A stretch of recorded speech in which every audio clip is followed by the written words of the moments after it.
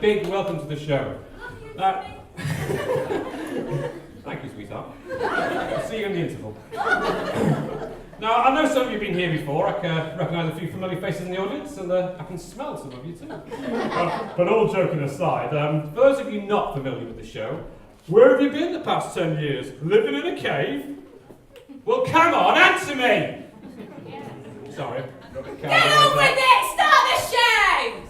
Oi! Shut up! No, I won't shut up. You will shut up. This is the Timothy Vile show. My name's on the wall. Any more from No, you? it's nice suspended from the ceiling. Be quiet, or I'll have Helga and Frankie escort you from the building. Whatever. It's all right, guys. As you can see, it gets a bit heated on this show sometimes. But one thing I find adds to the tension, but also everyone's enjoyment, is to partake in a little bit of booing and cheering. So if someone comes onto the stage and you think they're in the wrong, even if before you've heard their side of the story, I want you to boo and jeer. So should we have a little practice on loudmouth over there? You what? You I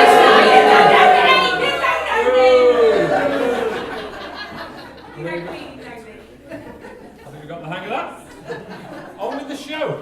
Now, my first guest tonight, Luke, had doubts about the paternity of his four children over the past 16 years. Yeah, unbelievable, isn't it? He's come here today for 4 sets of DNA results to find out if any of the children are in fact his own. He claims his wife, or he calls her wife, but it's really a partner because they're not married, has cheated on him throughout their relationship, but despite this, he has remained a devoted father. It's a massive, massive day for this guy. Luke's on the Timothy Vile show. Give him a round of applause!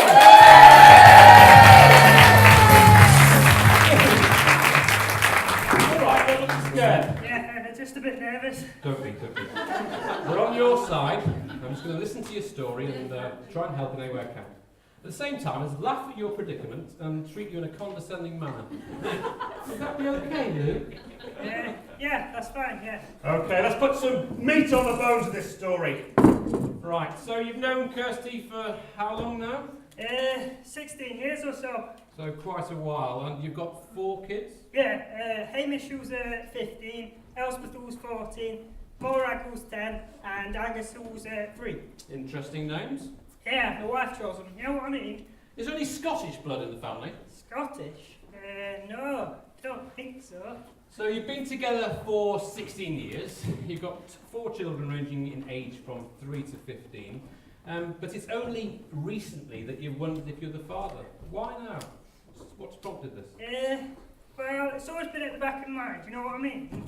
And, well, when I went to the job seekers the other day, Michael says he was going past the house and he saw a fella in our living room who looked a bit Mexican.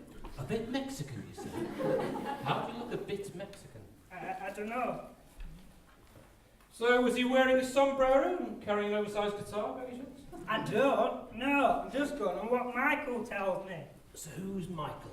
Oh, he's my best friend. We're both still in Iraq together. We're really close. You're forced to be when you're in the army. We do everything and share everything. We even once shared a girlfriend. Really? Yeah, before Kirsty, obviously. Obviously. Right, so Michael sees this guy from Mexico in your house, and then what happened? So I asked Kirsty about it, and she says no one visited the house that day. So you think Kirsty's been having an affair with a greasy little Mexican for the past 16 years, and consequently you may not be the fathers of the 4 children you've raised? Yeah, Michael says you can't trust people from Latin America. He says Mexicans eat their own young. I'm sure they do. And he's not going to lie to me, is he? He's my best friend. Of course not. Let's get Kirsty on the show. Kirsty's coming out that way. Hey! Can we mind the language, please? This Sorry. is a family show. Jeremy. That was Timothy. Oh yeah, sorry. Timothy. So, tell me, Kirsty. Be honest with me. Have you been doing the old, with anyone else? No! What about the Mexican? What about Mexican? What about Mexican? Luke, there is no Mexican! Michael's just winding you up! So, if you're telling the truth and Luke really is the father, you must be a bit cheesed off with all Cheesed off? I'm already fuming. Strong words indeed. Now, Luke tells me that none of the kids really look like him. In fact, he said, I quote, "I love them to bits, don't get me wrong, but there's something different about them. They're not really like me at all, know what I mean?" So, Kirsty, what do you say to that? It's ridiculous. It's not ridiculous. Of course it is. Elspeth hates olives, you hate olives. Hamish laughs like you. Nora's good at batting, I'm not. Angus! Obviously, they're going to be like me in some ways. I've brought them up, haven't I? But they don't look like me. Do we have a picture of the kids we can see? No. The children are backstage, right? Do you mind if we brought them on? No, that's fine. Okay. Ladies and gentlemen, we have a big round of applause for Hamish, Elspeth, Morag and Angus.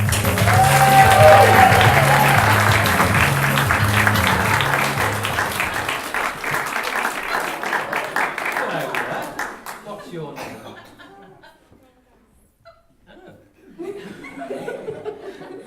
Yeah, you were supposed to say William Carr, weren't you? That's blown up, Joe. What's that you're drinking? It's iron brew. It's made from the girders, don't you know? Would you like to try a wee bit? No, I'm good, thanks. You're a lot smaller than you look on telly. Pardon me? You're a wee man. You're a wee man, Timothy Vile. Thank you very much. You're quite famous, aren't you, Mr. Vile? I'm very famous, yes. So that means you've probably met lots of famous people. That's right. Have you ever met Anthony Murray? No, sorry, I haven't. Susan Boyle. You must have met Susan Boyle. No, I've not met Susan Boyle. Robert Burns, have you ever met him? Robert Burns? He's been dead for over 200 years.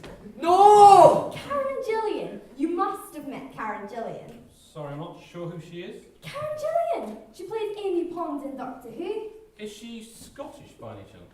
Aye. And she's got ginger hair. Look, it's lovely chatting with you all, but I really must get back to the show. So, Luke, you came here today to find out if you're the biological father to Hamish, Elspeth, Morag and Angus here. But before we announce the results of the DNA test, I thought it would be nice to meet your best friend, Michael. Oh, is Michael here?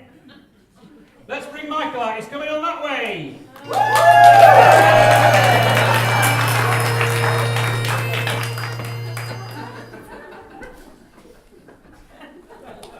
Michael. Luke's best mates, are you? Aye. Best buddies, are you? Share everything. Aye, that we do. I know your type. I've been doing this show long enough to work you out, my friend. Think you can have all the fun without any of the responsibilities, do you? I don't even know what you're talking about. Do you think the DNA results will go well for Luke? Are you alright? You having a bit of an attack there, son? Too much whiskey, is it? I don't think so. No. Right. Let's get this over with. So, Luke. Oh, it's the biological father. Yes! I'm sorry I ever doubted But you. we've been having the fair. I All told we have you matters of mine. I told your Facebook man it's unfair. Oh, sorry. Been a bit of a mix-up. Bit embarrassing. Luke, you're not the father.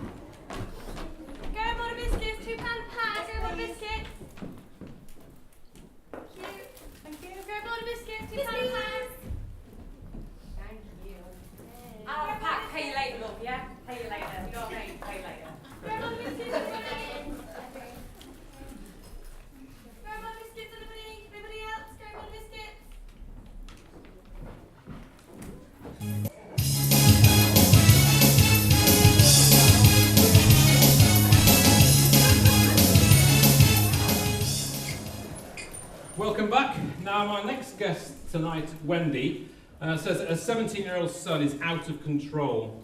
She claims her son Sean refuses to get a job and spends his days either sleeping or stealing to feed his addiction.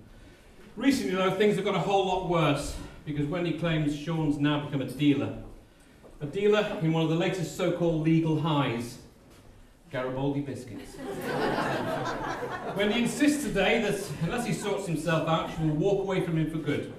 She's really nervous, she's very brave. Wendy's on the show, guys. Give her a round of applause.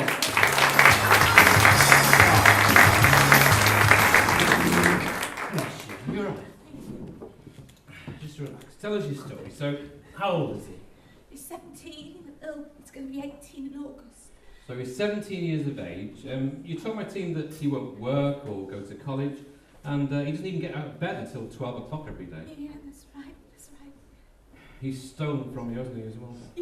Yeah, £500, and I'm a single mom.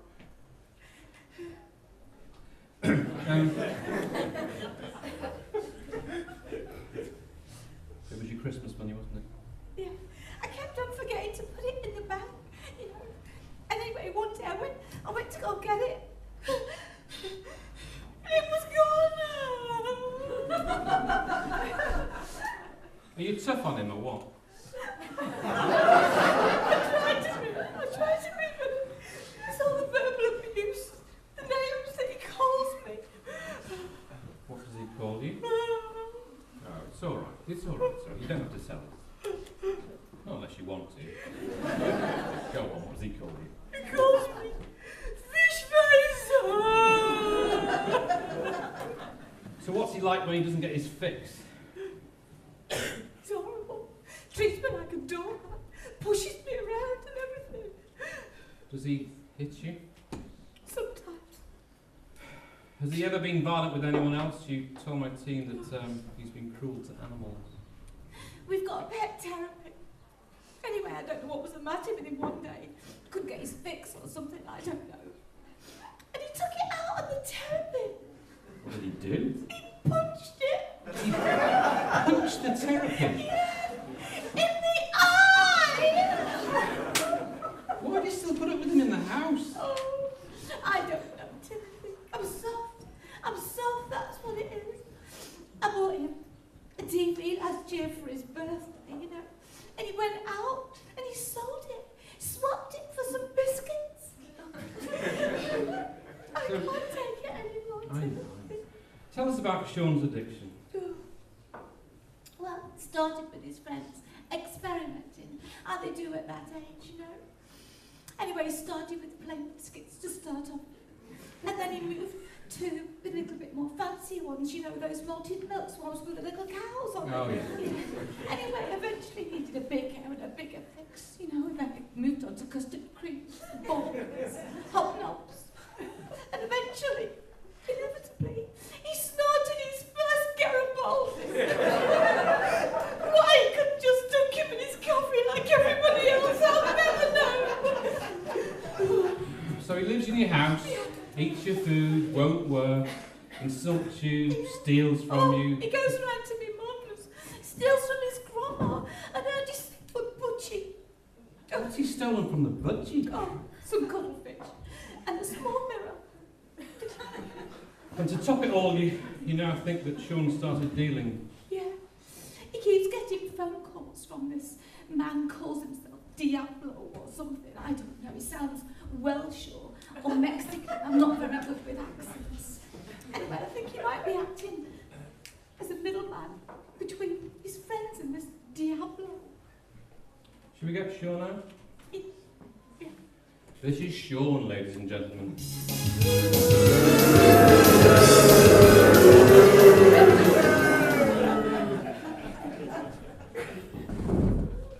How do you feel about this? Ashamed. Really? Ashamed that you steal from her? Yeah. You've stolen from your grandmother and a disabled budgie. How do you feel about that, you nasty little piece of work? Well, come on, answer me. You've stolen from your mother. She has to get you up at 12? What planet do you come from? How old are you?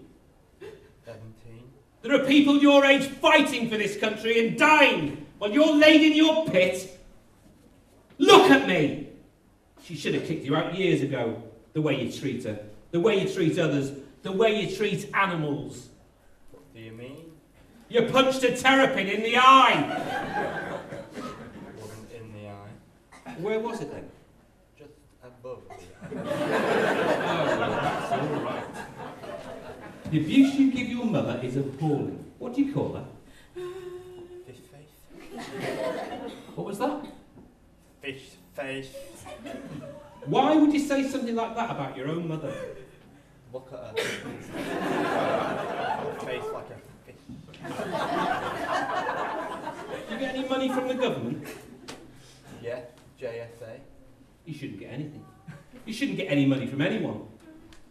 Doing my best to get a job. Doing your best. How? Looking. What's this? Before 12 or after 12? Why don't you get up at 8, eh? Why did you come here today? Change. Change yourself. Grow up. Mature. Unless you start helping yourself, you'll get nothing in this life. I haven't. Been clean 2 weeks now. Really? What's that around your nose then? What nose? What nose? They're crumbs, aren't they? No.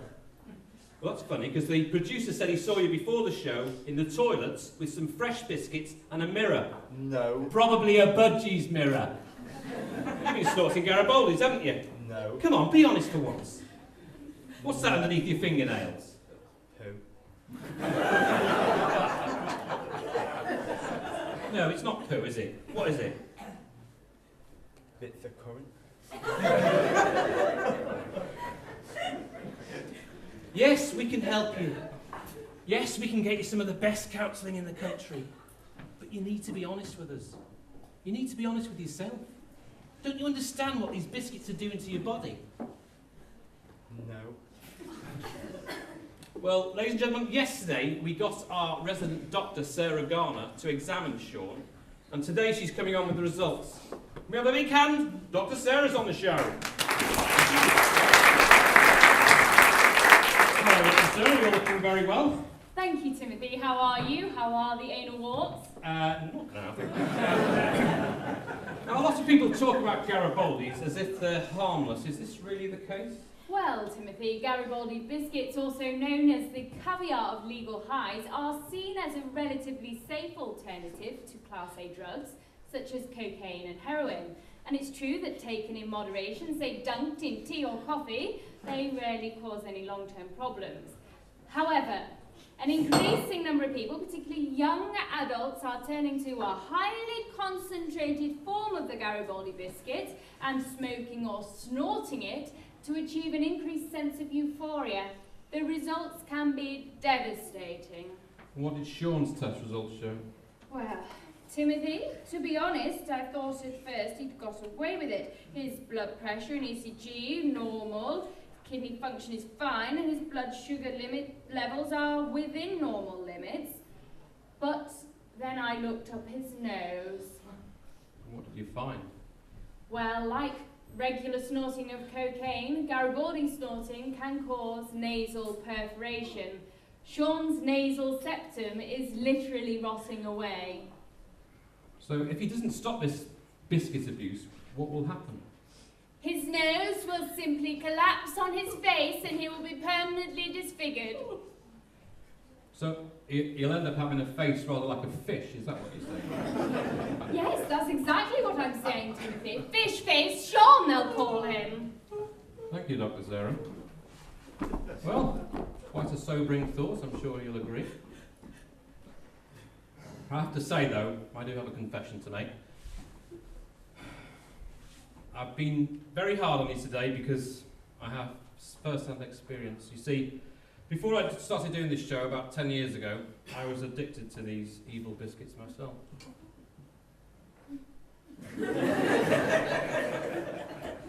This is funny, is it? No. I love them so much that I even wrote a song about them. Would anyone like to hear? But I'll sing it anyway.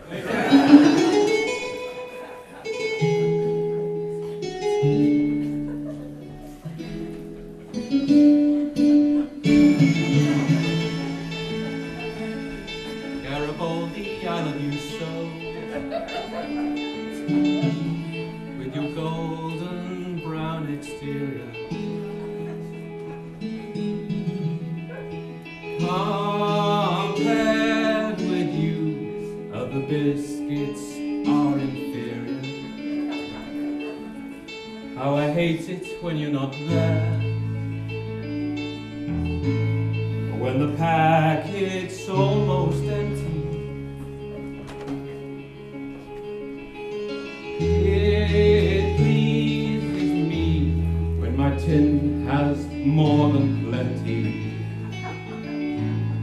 Garibaldi, stay by my side. Your shoulder I can cry on. My best friend, you're the one I must rely on. You make me feel so sure of myself. You always give me more than pleasure. You take me higher than I can measure. Garibaldi, you and I know how the heartaches come and they go and the stars that leave in. You'll be dancing once again and the pain will end. We will have no time for grieving. Garibaldi, look what you've done. You have made a thief of my son and he steals from his grandma. You're done ruining his youth. Now he knows the truth. It's the end for Garibaldi. Snort no more like you did before. It's the end for Garibaldi. Garibaldi, I must confess that this can't go on forever. You're hurting me. I must leave you now or never. Garibaldi, tell me the truth. I don't want to live in disgrace. You must leave me now. I don't want to have a fish face. Garibaldi, you and I know how the heartaches come and they go and the stars that leave me. I'll be dancing once again and the pain will end. We will have no time for grieving. Garibaldi, look what you've done. You have made a thief of my son and he steals from his grandma. You're done ruining his youth. Now he knows the truth. It's the end for Garibaldi. Snort no more like I did before. It's the end for Garibaldi. Snort no more like you did before. Say goodbye to Garibaldi.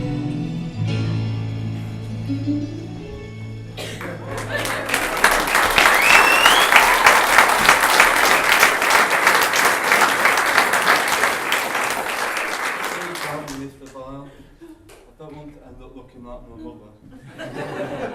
Okay, all right. Let's draw a line in the sand. We'll help. We'll do what we can. I know it's been hard on you today, Wendy. And Sean's road to recovery is going to be a long and bumpy one. Who knows? He might surprise us all. He's in safe hands now. He'll get him the best rehab money can buy. Thank you, Timothy. Thank you so much. You're very welcome. There's just one thing, if I could ask a question. Of course. Do you think I've got a face like a fish? Don't go away, we'll be back after the break.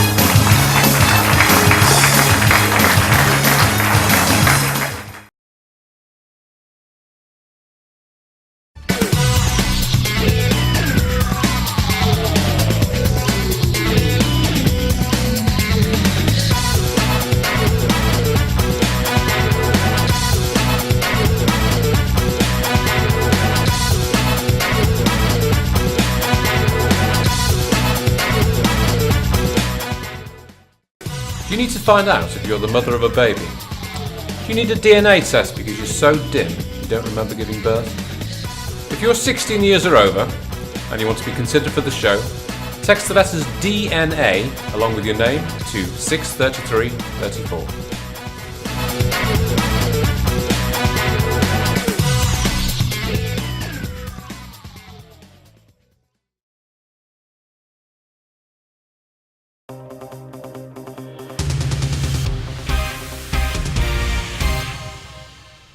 Hello and welcome to Smart Washing with Zalgon. My name is Martin Lewis and I'm a retired newsreader earning a little bit of extra cash, degrading myself getting involved in a cheesy advert. I'm here with Philip, who's a clever scientist, a real boffin type chap who's going to explain to us the dangers of hard water. Philip, is it true that 2/3 of us live in a hard water area? Yes it is, Martin. 2/3, that's most of the body. I've drawn a diagram just to show the specific areas. Good heavens, that looks as if it's been drawn by a monkey using its foot. Thanks, Martin. Everything below the line, just here, just below the armpit, lives in hard water. And where does the rest of the body live? It lives in Hemel Hempstead. Hemel Hempstead? Why Hemel Hempstead? I just think it sounds funny. Well, thank you, Philip. We'll be learning later on about the dangers of limescale and the damage it can do to your washing machine.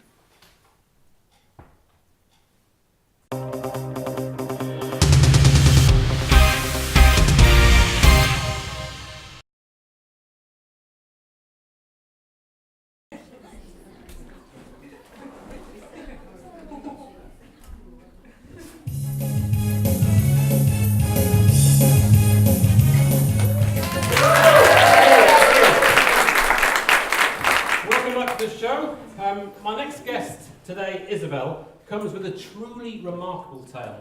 I think it's fair to say that Isabel's story is one of the weirdest we've had on the Timothy Vile Show, and that is no mean feat. It all started 2 years ago when Isabel and her family took her 90-year-old grandmother Ethel on a cruise for her birthday. Just a couple of days into the trip, though, the dream holiday turned into a nightmare when Nana Ethel disappeared without a trace. The past 2 years have not been easy for the family. Not only have they had to endure the heartache of losing a treasured mother and grandmother, but the fact that they still don't know what happened to her that fateful day has meant that any sort of meaningful closure has been impossible. And if that wasn't bad enough, the story's taken on a bizarre new twist when a little girl knocked on Isabel's door recently and claimed to be her missing grandmother. Isabel's on the show. Give her a round of applause.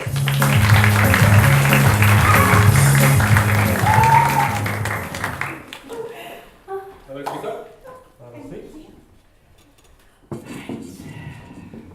I have so much admiration for you coming here today. I can't begin to think about the roller coaster ride of emotions you've been on the past 2 years.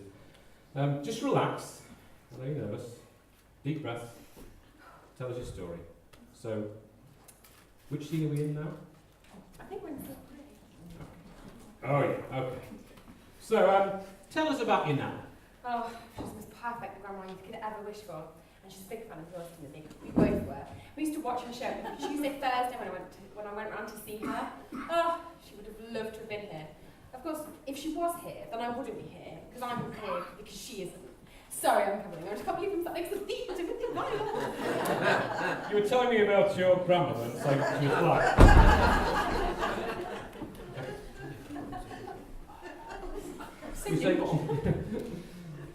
You were saying what she was like? Oh, yeah, sorry. Oh, she was lovely, thoughtful, kind, and she had a heart of gold, Timothy. A bit like yourself, but without your strong, manly shoulders. Now, you told my team that just over 2 years ago she simply vanished. Yes, I don't have a clue what happened to her. 1 minute we're enjoying a lovely birthday party on a cruise, and the next day she'd gone. And now you say she's back. Yeah, well, I don't know. Just over a week ago, there was a knock on my door, and I answered it thinking it would be the Tesco delivery I had expected. But stood there on the front step with a girl dressed in really strange clothing of her age. I thought she was someone from my daughter's class, so I asked her, "Who are you?" She didn't answer. She just stood there with her eyes welling up, and then she said something that made my heart just stop. What did she say?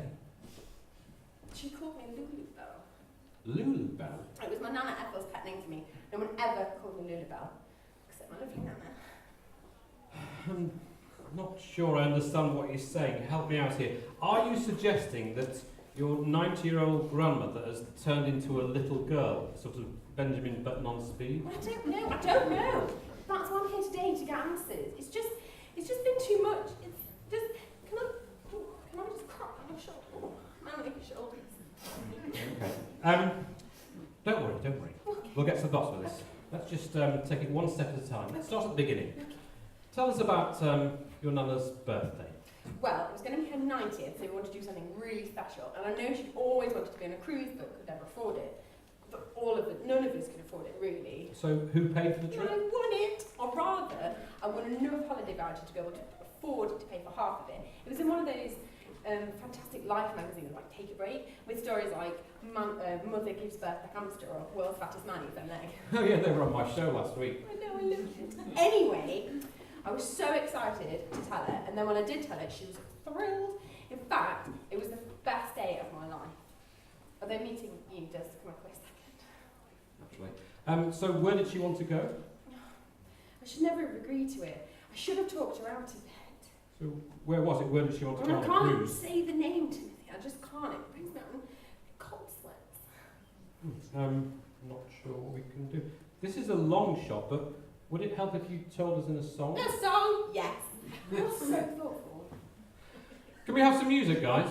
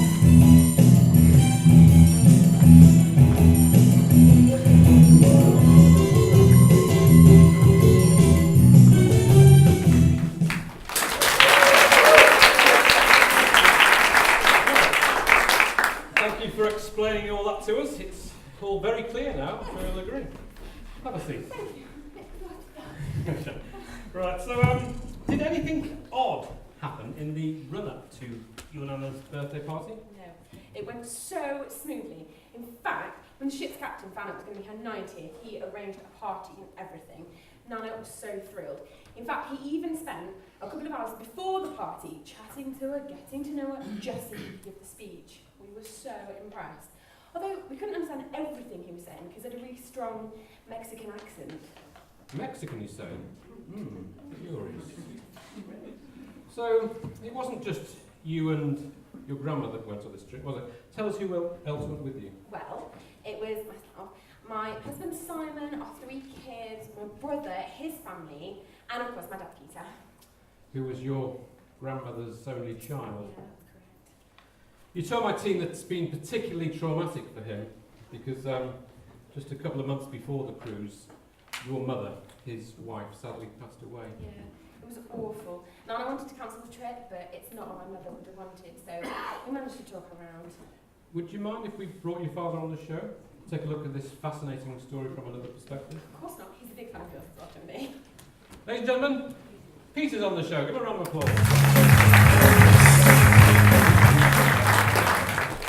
Good to see you. It's very brave of you to come here today.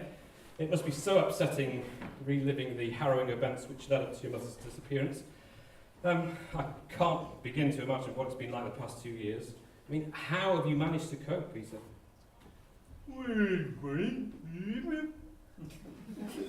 Sorry? What did you say? I'm really sorry, I can't understand a word your father's saying. No one can.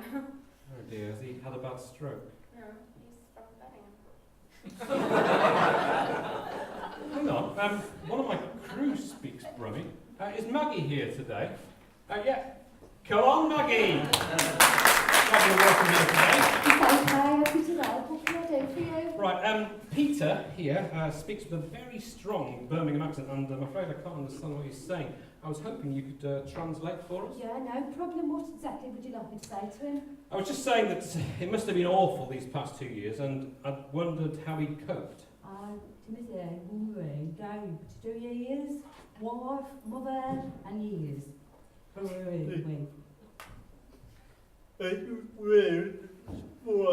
Not southerner. What did he say? Well, he said, would a ridiculous question, you full-eyed, obnoxious southerner? How dare you? I'm not a southerner. Maggie? I'm so sorry about that. I think it's time we got this little girl, your grandmother, on the show. Let's give her a big round of applause.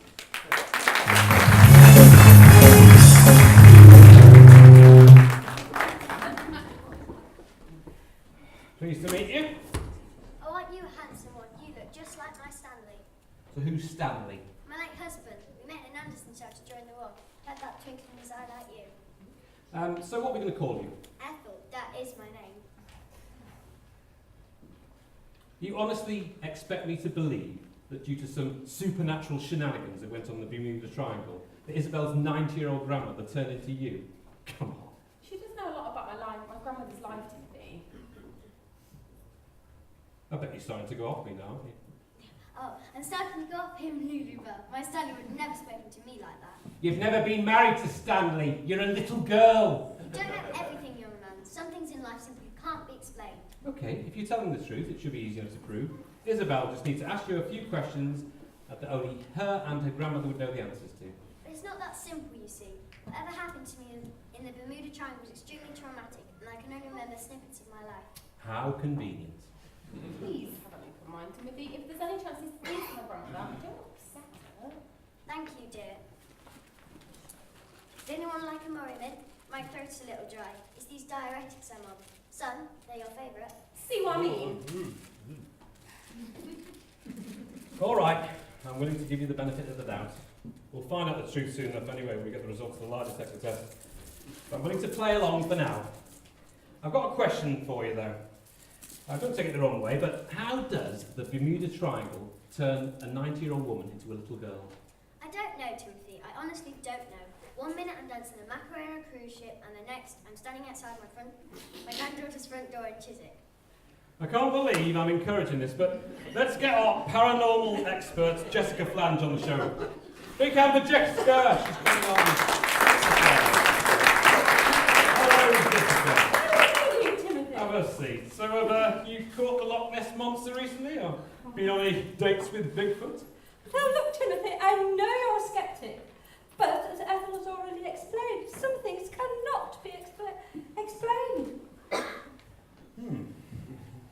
Well explained. Well, for one, why is it that only one company is allowed to make the game Monopoly? And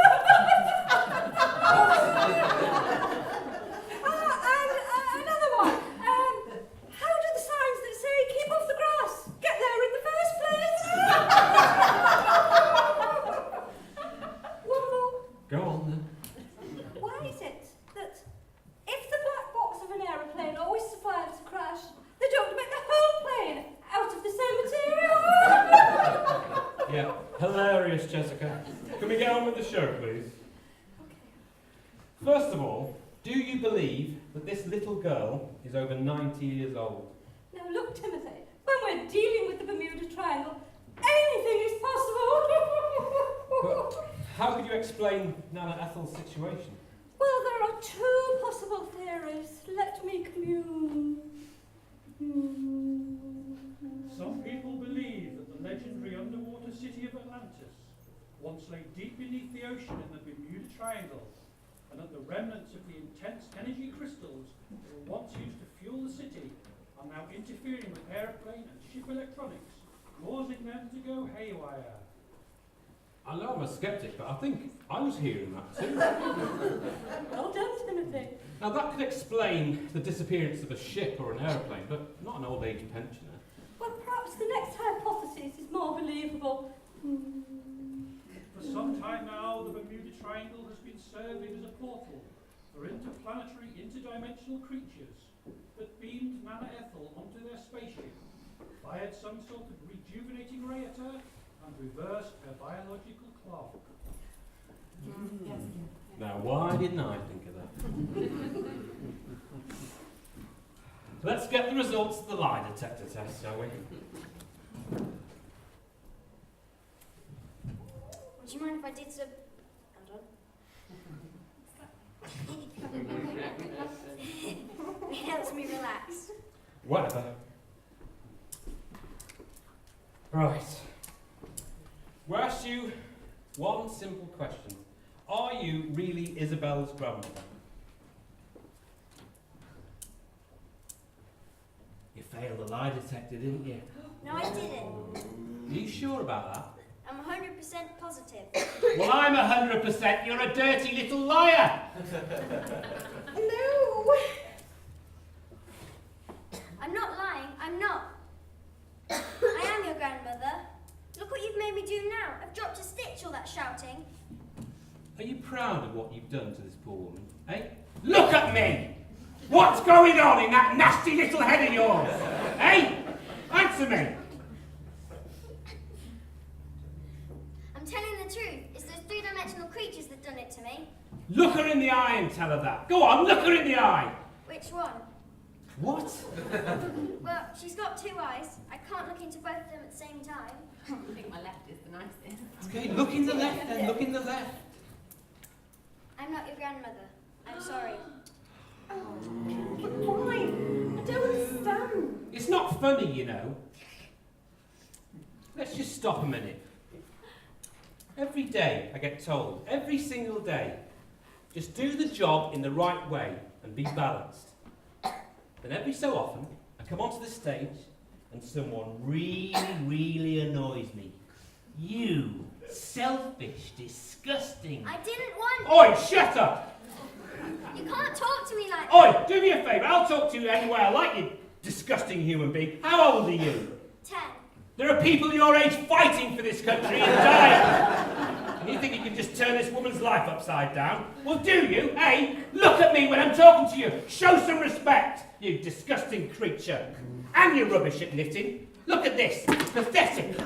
What's it supposed to be anyway? I was trying to knit a jumper for you. Oh, shut up, Peter. Nobody understands a word you're saying and nobody cares, you stupid brummie. Oi, it's my show. I'll ask the questions. So who put you up to this? The Mexican, my mum's new boyfriend. He threatened to torture my pet rabbit if I didn't. It's terrible. And the worst part is, I don't even have a pet rabbit. This gets weirder by the minute. Jessica, can you take... What's your name? Ethel. No, your real name. I know it's a coincidence, but my name is actually Ethel. Why does that not surprise me? Can you take Ethel backstage? The team will look after you. We'll contact your mum. And Jessica, can you get rid of him too?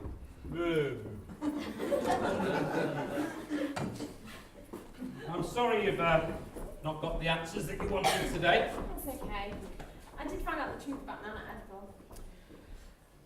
You're a very courageous woman. Thank you. Thank you for coming on the show. Can we have a big, big round of applause for Isabel? We'll be back after the break.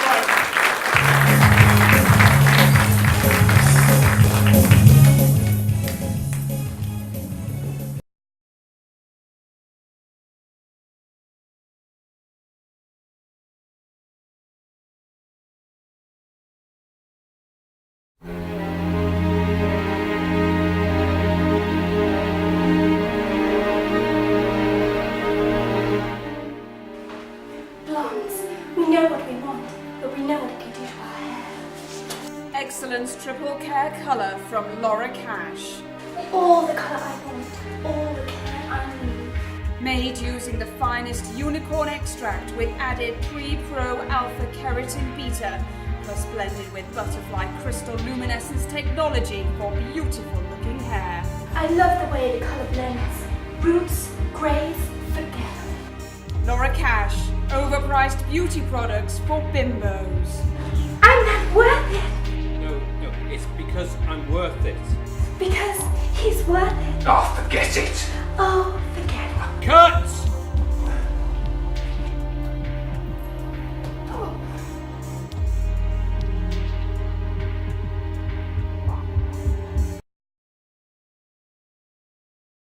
When my daddy had an accident at work, he was hurt a lot.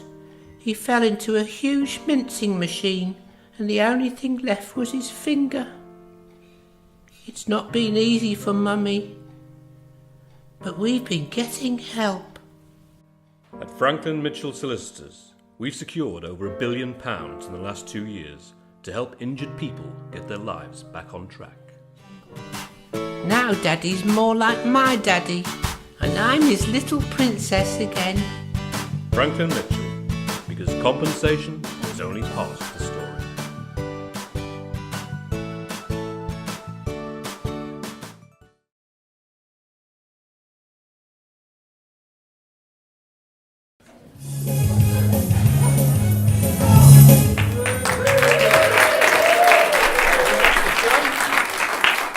My next guest today, Leanne, is desperate for her sister Chantel to finally realise the truth about her latest boyfriend Matthew. Leanne says that her sister's changed since she met Matthew. She claims she's become far more polite and considerate. She's here today to tell Chantel that this new boyfriend will never be part of the family because he's too posh. It's a big day for this woman. Leanne's on the Timothy Vile Show. She's coming out.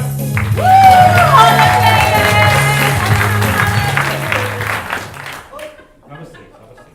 Lovely outfit. Thanks for that. Right, do what we usually do, talk about who's here today. So, you're Chantel's sister, and Chantel has recently started a relationship with Matthew, and she said she's in love. That's what she says, yeah, to me. Yeah, that's right, mate. But you don't think very highly of this bloke. I do not like him at all, Timmy. He's changed Chantel. I don't even hardly recognise her anymore, yeah? He's been taking her out to fancy restaurants, making her wear these nice little new dresses, this, that and the other. I mean, one other thing, he ain't even got kids from a previous relationship. What's that all about? You must be tearing your hair out. You must be thinking, what is wrong with this girl? So, as his sister, you don't really think very highly of him. I've got major concerns, Timmy. Major concerns, but I will tell you this, mate, yeah? I still love her and everything, yeah? So I want to get her to come home with me today. So, were you close growing up? Were we close, boy? Yes, of course we were close! We had no mum, no dad, yeah? So it was, and then Nanny Pam, yeah? Nanny Pam went to prison, didn't she, yeah? For biting the postman, yeah? So after that, yeah? Like, I was then like, you know what I mean? I was like her mum and sister rolled into one, yeah, mate? And then all of a sudden, Matthew starts coming round, yeah? Chilling out and all that round the house. I don't even recognise her now, mate. I don't even recognise her. So, does this Matthew have a job? Does he have a job? Yes, mate, he does. He's a gardener, and what does he do with all that money? He's put her on a secretarial course. How can you afford that on a gardener site? I do not know, Timmy. I just do not know. I really, really Respect you for coming on this show. And you have no idea how hard it is for me to say that. What you said? What? Chantel told my team that you're interfering because you're jealous. In fact, she said, and I quote, Leanne envies me because deep down she also has aspirations to better herself. You what, Timmy? You what? Aspirations? I don't even know what aspirations means. And I don't want to know neither. Let's hear both sides of the story. Chantel's on the Timothy Vile Show. Give her a round of applause.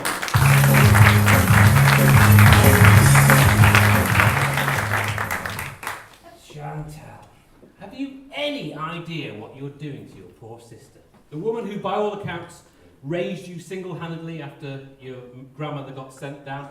Is she out yet? Well, yeah, but no, but it's difficult to say to me what's going on with that. Do you know what I mean? Because she's kind of out on parole, but you'll see her next week, mate. She's on your show again for a DNA test on some kittens. Kittens? Yeah, you know, we're in a new fella's cat. They've been putting it about a bit. Know what I mean, Timmy? Know what I mean? I'm not even going to go there. Where was I? Oh, yeah. Leanne does her best under very difficult circumstances to bring you up, to love you, to feed you, to clothe you. And she sees this Matthew with his la-di-da lifestyle and she realises exactly what he's like. She's just looking out for you, mate. I am looking out for you, Chantel. I am looking out for you. I know, Leanne, I know, and I love you, but... But what? But what? Why you blocked me on Facebook then, innit, eh? Why you blocked me on Facebook? I blocked you on Facebook because you've been abusive. What? Matthew actually really likes you. Oh, he likes me, and does he likes me? Then why ain't he on Facebook then? He ain't on my friends on Facebook, mate. He ain't on Facebook. He ain't got Facebook. You what? He ain't on Facebook? He ain't on Facebook? Who ain't on Facebook? Oh, wait a minute. Let me have a little guess. Too good for Facebook, is he? I bet he's on Twitter, ain't he? I bet he's got a Twitter account! Makes me sick! You've never met him. Don't even give him a try. I don't need to meet him, Chantal. Hashtag whatever. Hashtag just saying. I can see how he's changed you, girl. I can see it. I'm looking at you now. Look at this. Your hair ain't backcombed, mate. You got no fake tan on. You've got these posh dresses on. I mean, I don't get it, mate. I don't get it. What's wrong with the tracky bottoms and trainers that you used to wear? What about...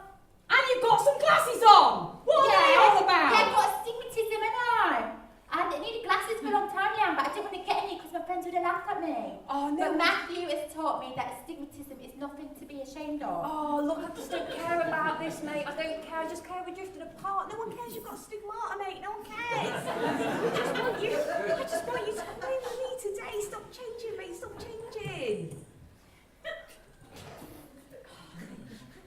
If it's money you want, yeah, right? If this is all about money that you want, yeah, why not have a few kids? Pop them out, government gives you all sorts. I think what Leanne's trying to say is you don't have to have money to make you happy. Family's more important. It's not about the money, Leanne.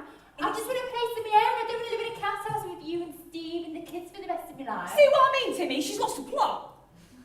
Don't you want a job? I want a career. Don't I want a job? Who do you think pays for our benefits? Don't I want a job? Who do you think pays for our benefits? Do not get me started on that, Chantal. Do not get me started, girl. I pay my fair share to the government, girl. You know that. When a packet of Lambert and Butler cost me over £8, you don't think all that's going to the shopkeeper now, do you, girl? But don't you want a job? Do you have any ambitions? I work every day of my life, girl. I'm working all the time. I've got 6 kids to raise, yeah? Who do you think goes and supervises their shoplifting? You think I'm going to let them go shoplifting on their own? What kind of mother do you think I am? I think it's only fair that we get Matthew out. Is that okay? Oh, it's going to have to be though, isn't it, Tim? It's going to have to be all right. This is Matthew, ladies and gentlemen.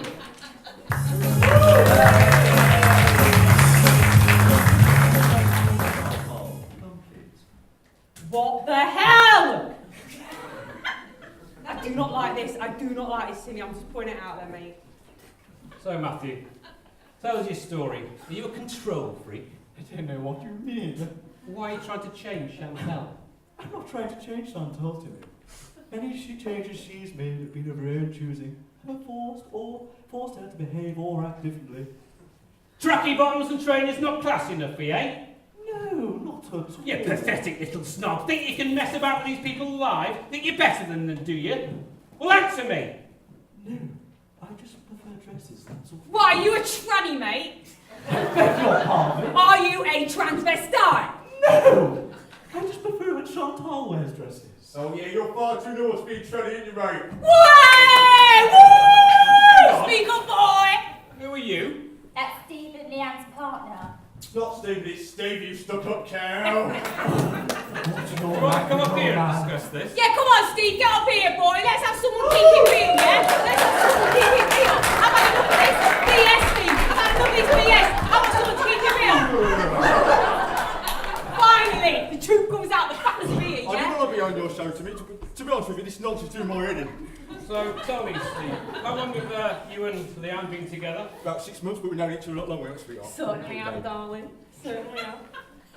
So, do you think that Matthew's changed Chantal? Oh, Jeff, I mean, what's she dressed like that for? She's not going to court. No, but in all seriousness, though, T-Bone, in all seriousness, no, he's changed her. He has changed her. I mean, look at him. He's not like one of us. I may be more similar to you than you think. You what? All right, and how many tattoos you got? What? Tattoos! Tattoos? Oh, none. Piercings then, yeah? Let's see your piercings. No! You ever been inside? Indoors? In the slammer? No, I've never been in prison, and before you asked, I've never been arrested either. Never been arrested? Never been arrested? Are you for real? Yes. Right, I've had enough of this chit-chat now. Timmy, look, we're here for a reason, and I need to get this question asked. Are you taking precautions? I don't want any boxes running about. Are you putting something on the end of it? We haven't, you know. Yes. You haven't? What are you stumbling about at, Matthew? What are you trying to say? Chantal not good enough for you?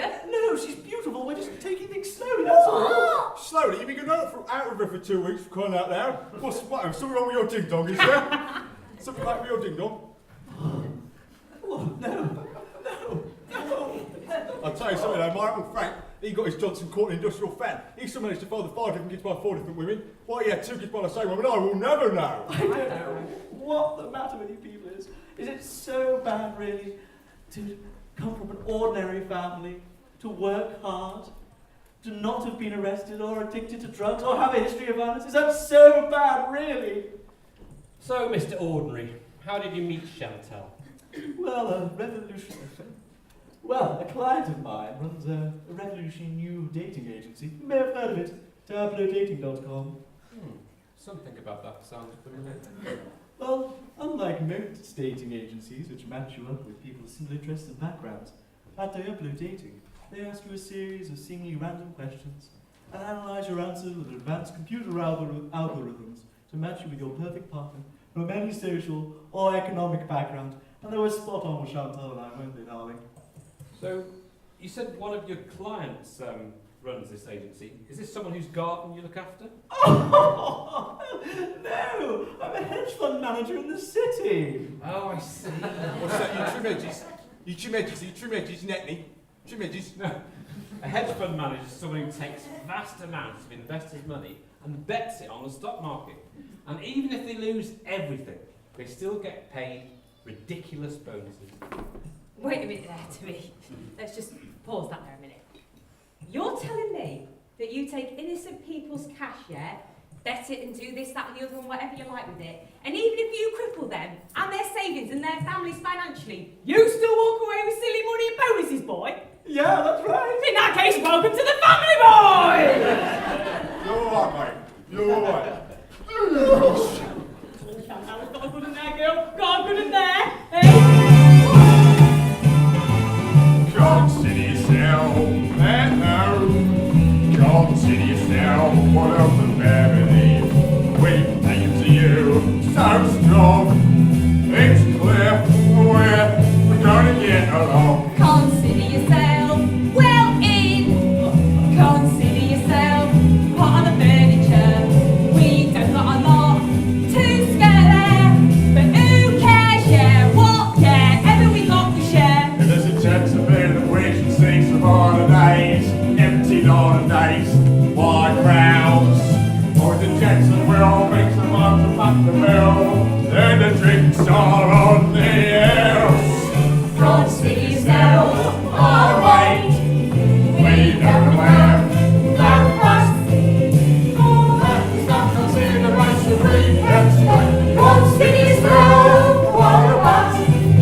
Consider yourself Consider yourself From the family. we take to you. So strong.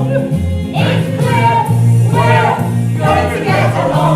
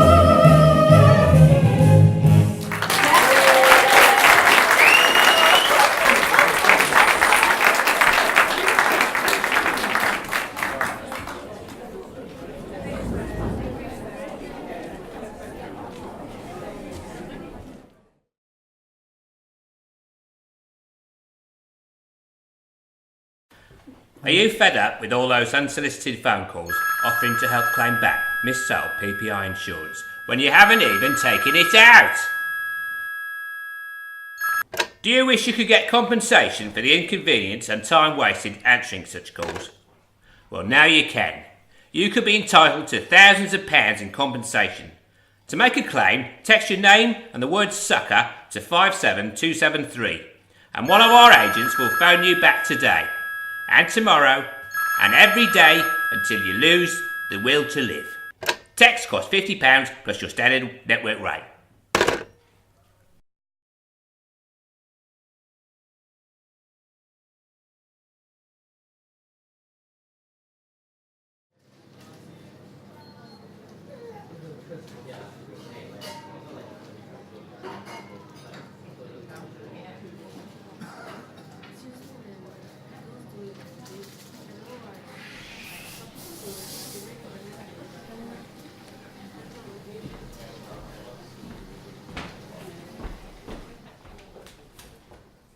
You appear to be in a financial quandary, young man.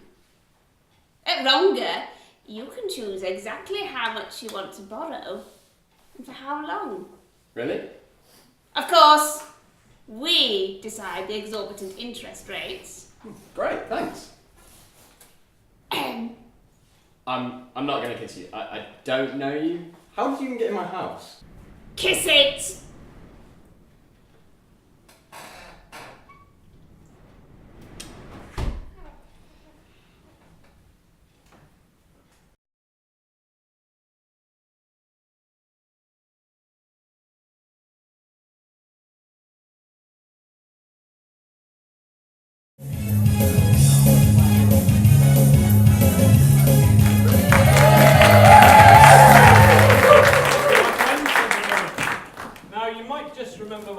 Guest Rachel, who was on the show about 6 months ago when it was revealed, check this, that her husband Craig was having rumpy pumpy with her own mother. Now, her mother confessed at the time, but Craig denied it. Take a look at this.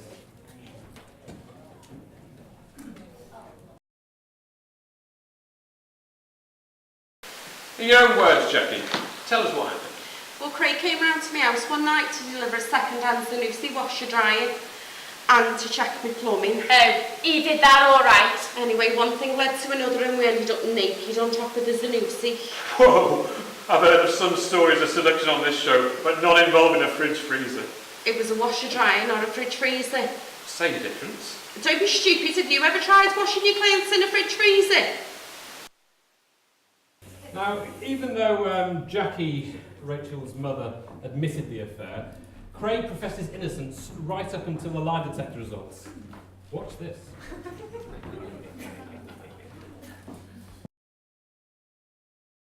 I didn't do nothing at all, eh? We asked you, since the start of your relationship with Rachel, have you ever had any how's your father with Jackie on a washer dryer or on top of any other household appliance? You said no. Well, well, well. You dirty, barefaced liar. Even before the results, I could tell by your shiftiest lies you weren't telling the truth. Why, Craig? Why did you do that with me, mother? I'm sorry, mate. It was a mistake. It was just a mistake. A mistake? Are you having a laugh? A mistake is when you take the wrong food back to the library. Sleeping with your wife's mother. It's not a mistake. What? Eh? I don't even know where the library is. I've never been to the library. I'm so sorry, Rachel. Please forgive me. Get up! Get up, Miss Prince! You've ruined my relationship, you dirty hat! Oh, God, thank you, awfully little! That was 6 months ago. Since then, Rachel and Craig have separated, and Jackie, Rachel's mother, her relationship with her daughter has been rocky to say the least. But to be fair, to give her credit, she has been doing her best over her bridges. However, a couple of months ago, Rachel started, met a new friend, a new boyfriend, Liam. Sorry, did you say something? Do I have to get Frankie and Helga out here to escape from the building? Okay, right. She saw Liam, her new boyfriend, and she's convinced her mother Jackie is now wanting to break up this new relationship. She's here today to tell her to put up or shut up. It's make or break time, ladies and gentlemen. Rachel's on the show. Give her a round of applause. Welcome back, Rachel. Welcome back. It's good to see you again. So, how are you? Okay, thanks. So, tell me about Liam. You've known him for how long now? We've been together nearly 3 months now. And is it going all right? Yeah, great, thanks. We're thinking of moving in together, which is what's triggered my mum's elitist outburst. Now, your mother, Jackie, says she doesn't trust Liam. She thinks he's dodgy. Can you understand the concerns? I don't know, Timothy. I honestly think she enjoys interfering. It's driving me up the bend. Right, since the last show, could you tell us what's happened? Well, she promised not to see Craig anymore, and I made her buy a new washer dryer after what happened. And how is it now? Pretty good, I think. It takes a 9 kilo load, and that's a 1600 in it. I mean, how is it between you and your mother? Well, things were slowly improving until I told her I was thinking of moving in with Liam. She went ballistic. Does Liam have a job? Yeah, works in Poundland. Oh, I love Poundland. What's his job there? Does he go around putting the price on everything? Yeah, like it. Okay.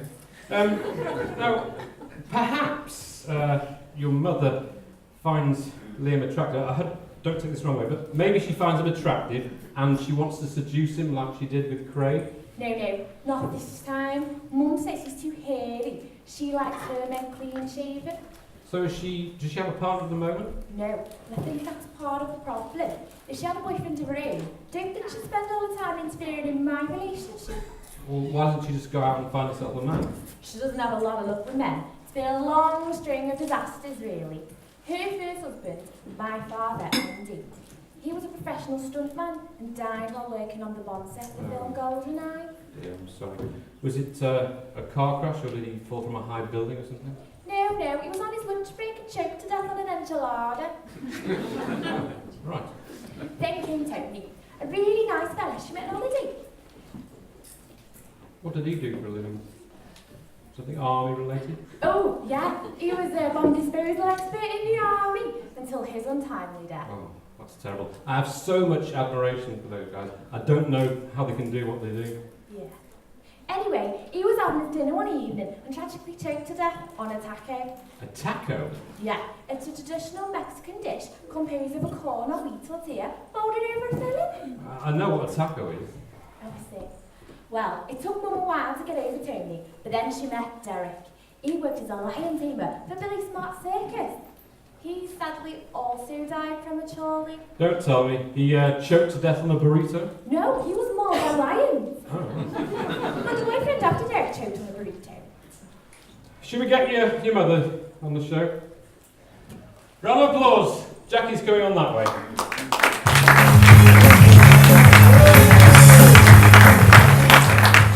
Jackie, run off with anyone's husband lately? Luke, I know what I did with Craig was wrong, but Rachel's forgiven me for that, okay?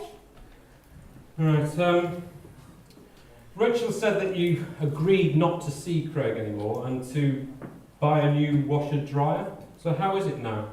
Well, the trust between us, we were making progress, but it's not 100% yet. No, I mean, how's the washer-dryer? Well, it has a super silent motor, but my favourite feature's the anti-allergy programme. Sounds impressive. It is. It removes any residual detergent left on the clothes to avoid irritability. Rachel tells me it takes a 9 kilo load. Yeah, that's right. That equates to about 45 t-shirts. Or a king-size duvet. Amazing. Should we get the washer-dryer on the show? It's coming out that way. Give it a big hand. This certainly is a handsome-looking beast, Maggie. I agree. In fact, this is the very model I ever take myself. Really? I was just telling Timothy about the anti-allergy programme. Yeah, it's great, isn't it? In fact, it's got 16 anti-washes. So you can individually tailor your washing cycle to suit your needs. Yeah, that's right. And being a bit of a tree hugger myself, what I really, really like about it is that it's got a top allergy rating, AAA+. Well, AAA+. I think a trip to Curry's is on the cards for me in the near future. Thank you, Maggie. Do you want me to wear this off now? No, leave it here, please. Let it enjoy the rest of the show. You can go then, maybe. Okay. Right, back to why we're all here today. So, apparently, you don't trust Liam. You think he's dodgy. Care to elaborate? Look, I know what I did was wrong, but it doesn't mean to say that I don't love Rachel. I just don't want to see her get hurt, that's all. But you are hurting me, Mum. Can't you see that? I'm happy when I'm with Liam. If you love me, why can't you be happy for me? Because he's hiding something, sweetheart. I don't know what it is, but he's hiding something. You've only met him a couple of times. You don't know him like I do. Is it just a hunch, or do you have anything more substantial to base these feelings on? Luke, I think I'm a pretty good judge of character, and yes, I could be wrong, but I've got this feeling in the pit of my stomach that something isn't right. But if you've only seen him a couple of times, how can you be so sure? It's a bit more than the way he looks. It's the things he comes out with. I don't know. It's just weird. What do you mean more than the way? What's wrong with how he looks? I really don't want to say. I'd rather you make your own mind up. It's because he's black, isn't it? Ah, no. I'm not having any racism on this show, okay?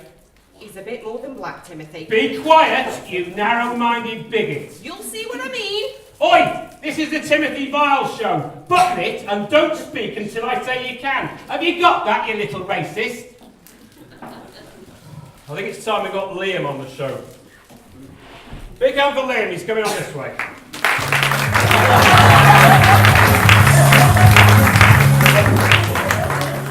Okay, quite what I was expecting. The reason one thing you're expecting is the vibe. Sometimes it's those unexpected things that make getting up in the morning worthwhile. A philosophical gorilla. That's the first for the Timothy Vile show. So tell me your story, Liam. What's your take on the situation? It's not about me, it's about Rachel. Falling for Rachel was the second best thing. Finding her was the first. Do you see what I mean about the things he comes out with? It's just weird.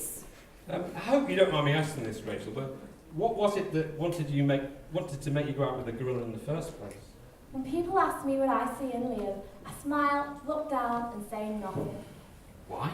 So I do want them to fall in love with him too. Where do you get these lines from? Hallmark greeting cards. But in all seriousness, Jackie, you must have gone bananas when you found out he was a gorilla. Oh, sorry, enough of this monkey business. You're making a fool of yourself, Mr. Vile. I'm not a monkey, I'm an ape. Apes have complex social lives. Apes are capable of creating tools. And unlike our primitive monkey, we don't have a tail. Ooh, you're incredibly erudite. What, for an ape? No, for a guest on this show. Well, as Friedrich Nietzsche once said, man is more ape than ape himself. I have to say, Jackie, I'm having difficulty understanding your objection to Liam. He seems like a nice bloke. But that's the point. He's not a bloke. Have you all gone mad or something? He's a gorilla. It's all wrong. He's a gorilla. Can't help you fall in love with gorilla. It's just a label. It's a bit more than a label, love. I mean, if you can have a relationship with an ape, would it be alright if I had a date with a dog? I've been out with a few dogs in my time. Timothy, you're not helping. Sorry. All right, let's put a stop to this. You've had your bit of fun, Liam. I beg your pardon? Take your head off, please. What? Take your head off, or I'll take it off for you. You're not an ape, Liam. You're just a pathetic little man in a cheap gorilla costume. Take your bleeding head off! Craig! Why, Craig? Why would you do this to me? I couldn't bear this before. This is crazy to me.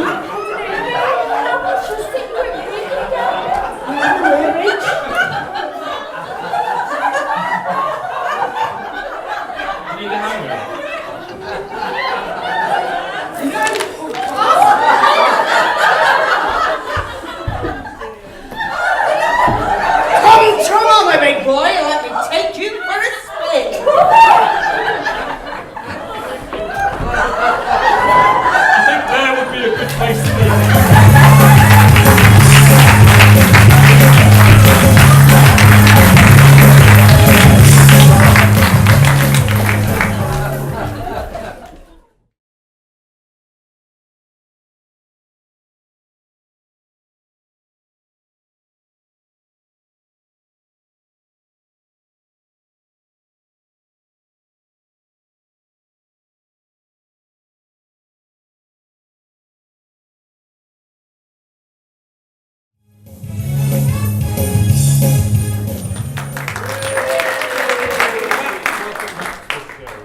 Now, my next guest today, Andrea, is here for all-important lie detector results to determine whether her trainee magician husband, David, has been working his magic on other women besides herself. Since being made redundant, David's apparently spent thousands on magic tricks. But what's really upset Andrea recently is that several young women have been seen visiting the house while she's been at work at the chicken factory. Andrea's had enough of all the smoke and mirrors. Today she wants some answers.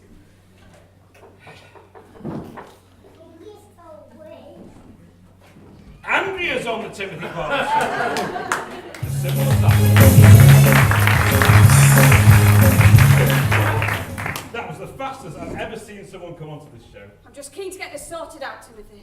Of course, of course. Now on a serious note, and this is serious, this story has two parts. Firstly, you say that since he was made redundant just over a year ago, David's been obsessed with becoming a magician. It's taken over his life. So how much has he spent? Oh, well, he got over 3,000 in redundancy money, and he spent nearly every penny of that on magical supplies. Now, just before he was made redundant, you took out a home improvement loan to have some building work done in your back garden, didn't you? That's right, Timothy, yes. We bought some stone slabs and had the wood delivered for the decking. But when David was told he'd lost his job, we put the project on hold. But then David said that instead of paying a builder to do the work, he'd do it instead. And we'd use the redundancy money to pay off the loan. Sensible suggestion. Oh, I agree. So is David quite handy? Has he done this sort of thing before? No, not exactly. But he said it can't be that hard to be a builder. After all you do is turn up late for work every day. You wear trousers that are too big so that when you bend over, they reveal your bum crack. You wolf whistle at anything that moves. And you have constant tea breaks. 2 sugars in mine, darling. Right, sounds about right to me. Yeah, but it's not quite worked out like that. You see, instead of using his redundancy to pay off the loan, he's bought loads of elaborate tricks. And then he's used all of his hours practicing his magic act instead of finishing the patio. So how would you rate him as a magician? Well, if it was any good, it wouldn't be much of a problem, would it? But he's not. He's hopeless. Although it's not through lack of trying.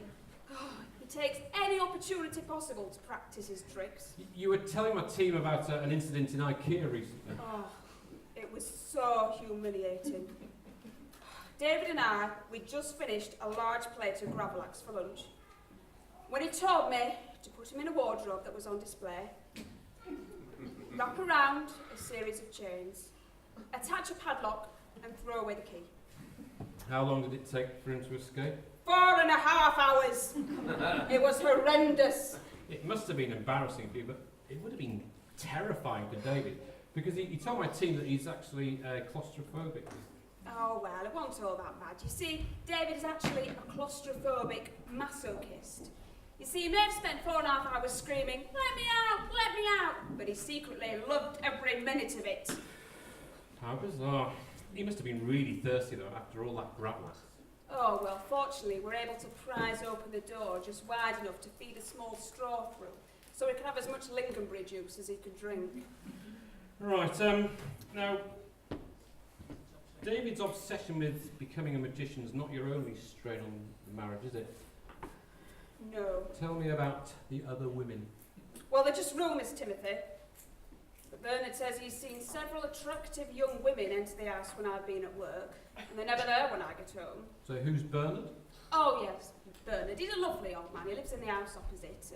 Lost his wife last year and hasn't coped well since. But he just sits there and watches the world go by from his front window. You also take him meals round, I understand, and do a bit of cleaning for him? I do. I go around a few times a week. I hate to think of him on his own. I enjoy his company, to be honest. He's got lots of interesting stories to tell about the war. Must have been ever so brave, 'cause he's got plenty of medals, you know. Should we get him on the show? Yeah. Okay. Bernard's coming on the show. Give him a round of applause.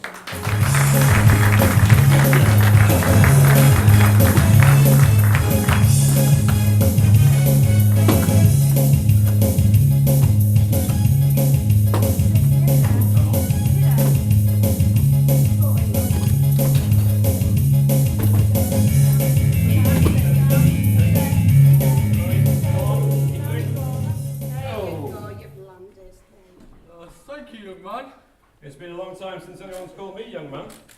Are you comfortable? Well, I make a living.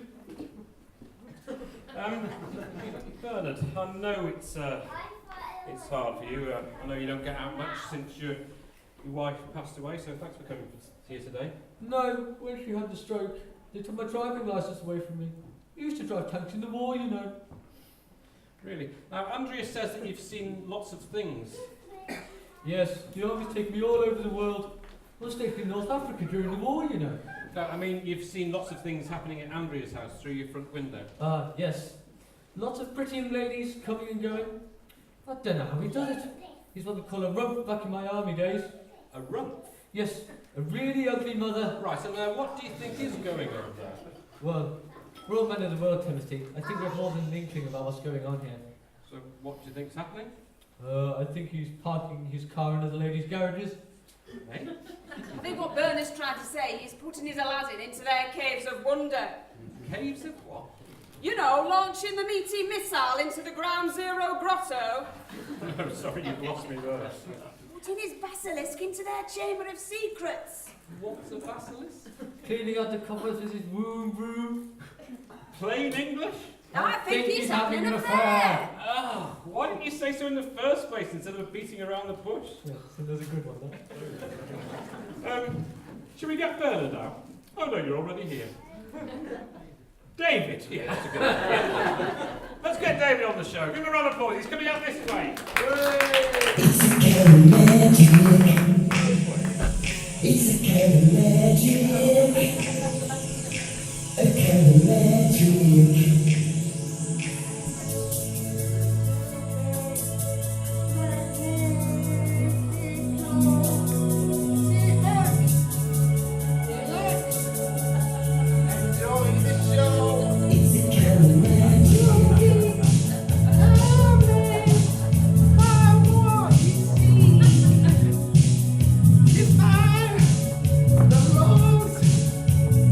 Gravity.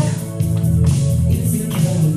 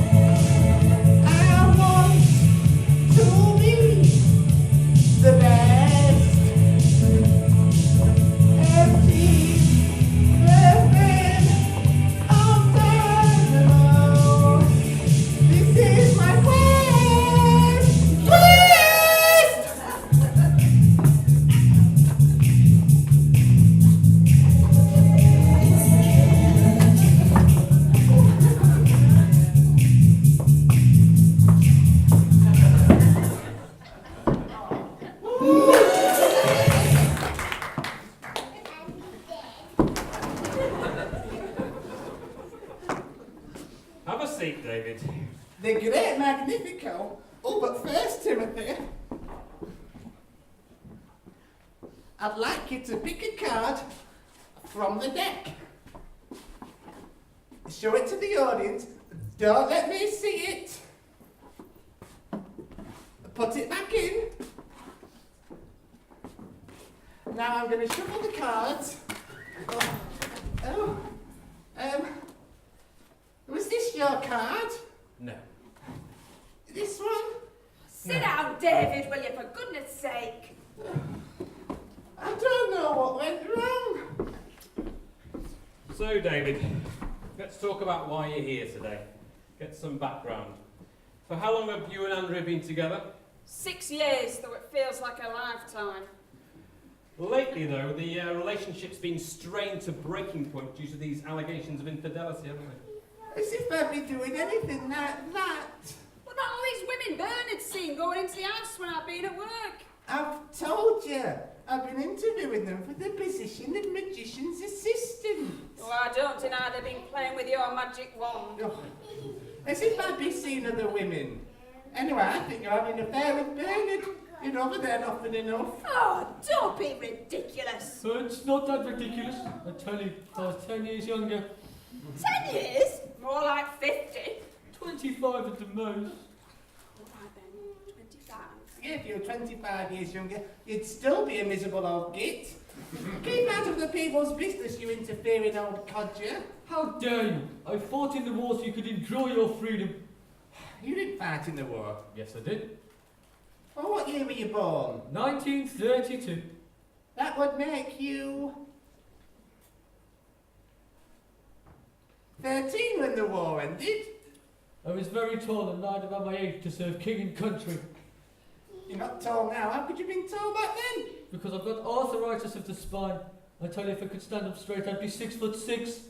You're living in a dream world, old man. Hang on. What's that behind you here? No, the other one.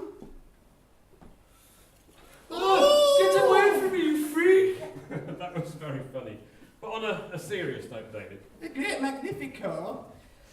You say, and I quote, I can't go on like this. I'm crying all the time. I'm absolutely accused 24/7. Oh, it's not quite 24/7, but it is a lot. 23/7? Well, probably more 23/6. Yes, 23/6. Okay, so Andrea's accusing you 23/6 of being unfaithful. How can you cope? How can you live like that? Oh, the truth is, Timothy, I can't and I won't live like this anymore. That's why I agreed to come on your show today, to do the lie detector test and prove once and for all that I'm telling the truth. This is about you two, not about me. Tell her how you feel. She knows. She knows how I feel. She knows this is driving a wedge between us. I love you too much, sweetheart. So, how sure are you that you're going to pass the test today? And let me put it this way, Timothy. Think of a number between 1 and 10. Okay. Double it. Times it be 5. Add the original number you thought of. Half it. Times it be 5. Divide it be 5. Half it. Double it. And that's the percentage of how sure I am. 16.5. No, it should be 100. Didn't I say times it be 5? For goodness sake, David, when are you going to get it? You're never going to make it as a magician. You've wasted a year of your life and you're still hopeless. That's not all I've been doing. I've been building the patio. Hardly. You've only been laying a few slabs a week. I just need more time. Speaking of time, that's a nice watch you've got on there, Timothy. Oh, thank you. Looks old. Does it have any sentimental value? Well, as a matter of fact, this watch was purchased by my great-grandfather in the First World War. He bought it from a small jeweller's in Sheffield the week before he set sail for Paris. This was my great-grandfather's war watch, and he had it on every day that he was in that war. Then when he'd done his duty, he came home to our great-grandmother and put it in an old coffee can, and there it stayed until His son, my grandfather, Walter Weil, was called upon by his country to do his duty and fight the Germans once again, this time in World War II. I fought in World War II. Oh, I didn't know that, Bernard. My great-grandfather gave this watch to his son for good luck. Unfortunately, Walter's luck wasn't as good as his old man's. This watch was on my granddaddy's wrist when he was shot down over Frankfurt in 1941. He was captured and put in a German prisoner of war camp. I think I might met his grandfather while I was in the prison of war camp myself.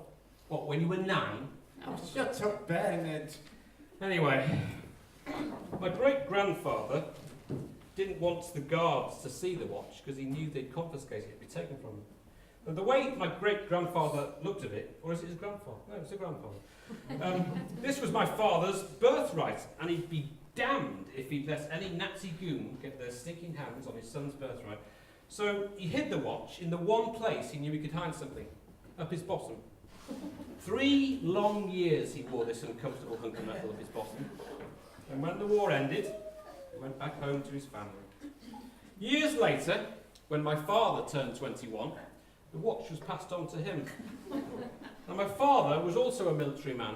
He served in Her Majesty's Navy. On the 8th of June, 1982, he was on the HMS Sir Galahad when it was attacked by the Argentine Air Force. Do you mind if I have a closer look at it, Timothy? My father died of his injuries that day.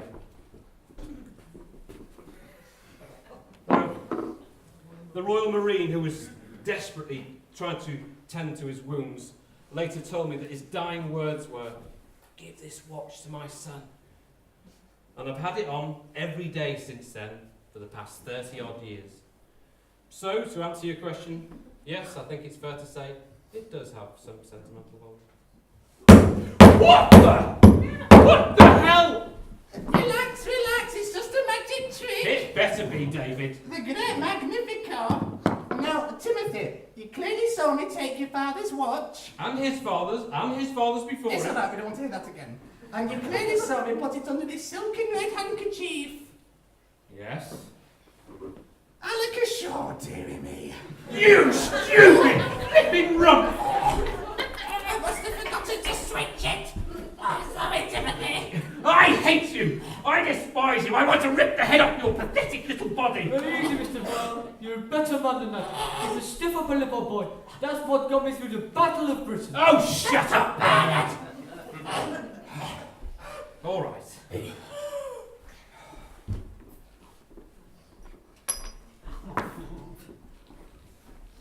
Let's get the results of the lie detector test. I can get this cretin off my stage. Right, we asked you a simple question. Since the start of your redundancy, have you had relations with any other women? By relations, we mean anything from a peck on the cheek to full-blown rumpy-pumpy. You said no, because he was telling the truth. See, I told you. I wouldn't be too smug if I were you, pal. You see, one of my researchers noticed that several young women have gone missing from your town recently. So, we decided to ask David another question.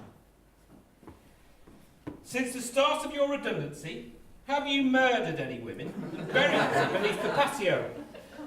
And by murder, we mean anything from a small stabbing to full-blown strangulation. He said no. Do you know why? Because I was telling the truth. Because you're a dirty, barefaced liar! You killed those women!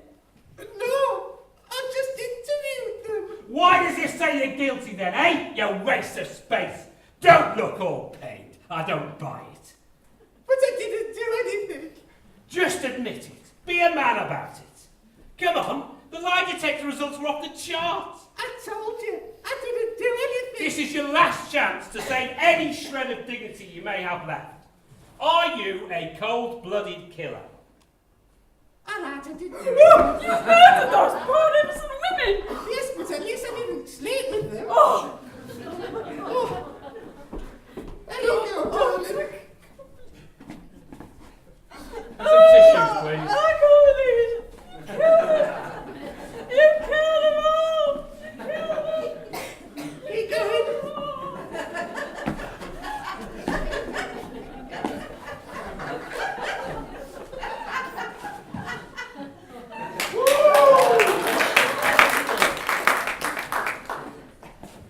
Anyway, it wasn't really murder. I didn't mean to kill them. I was demonstrating some equipment that I bought from Diablo's magical supplies. But it was all faulty. Oh, it was an accident. Why didn't you say? So tell us what happened. Well, a one woman got her head chopped off in me mock guillotine, and I stabbed another to death in me big box of sword tricks. And I sawed a couple of others in half. Hardly my fault, I think you'll agree. The Great Magnifico, I'm arresting you on suspicion of murder. Oh, at last somebody knows my name! You do not have to say anything, but it may harm your defence. Hang on a minute, hang on a minute. Are you really a police officer? I must be getting old because you look about 12. Hang on a minute. What's that under your helmet? What? Have a look, go on. Was this your car, Timothy? Have you got I think that's a lesson for us all. It's good to have a dream, a goal in life, and the determination and focus needed to achieve that goal should be celebrated and admired. But in order to realise your dream, you should never kill innocent women. We'll be right back after the break.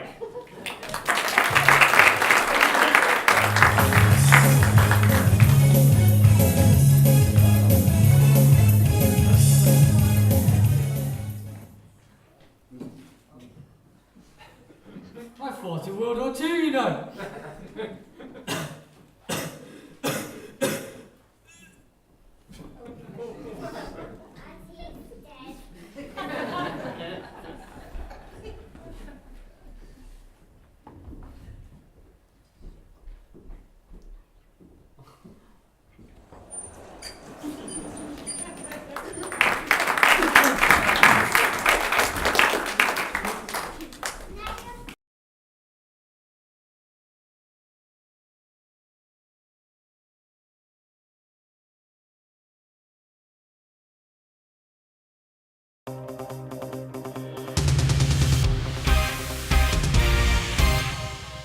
Hello and welcome back to Smart Washing with Zalgon. Earlier we learnt that most people live in hard water areas, which is very dangerous for your washing machine. Philip, our clever scientist boffin type chap, will now explain. Hi Martin, yes of course, you see large parts of your washing machine comes into contact with infested water. Just see how a washing machine like this looks just after 2 weeks in hard water area. Wow, how can we prevent that, Philip? Well, the vital parts of your washing machine, like the drum and heating elements, aren't easy to clean manually. So using water softener in every wash will make the machine last longer. I see. Just look how fast the Zalgon neutralizes the light scale in this water.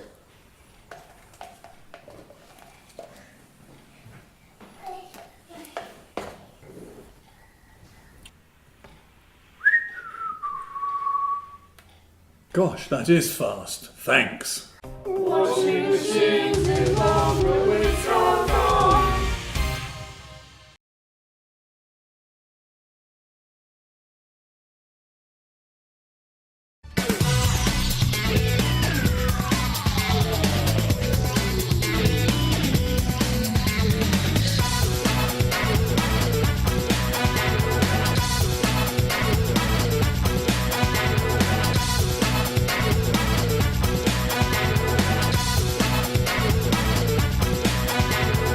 Have you been accused of cheating at cards or maybe Monopoly?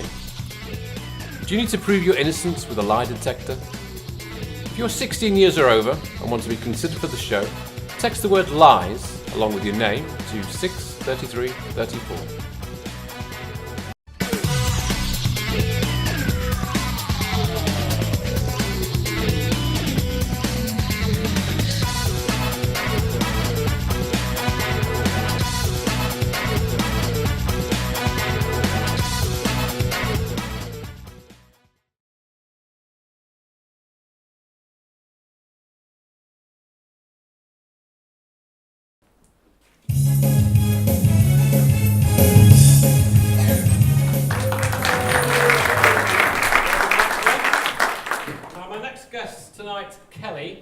Met her boyfriend Marco just 3 months ago, but already they're engaged.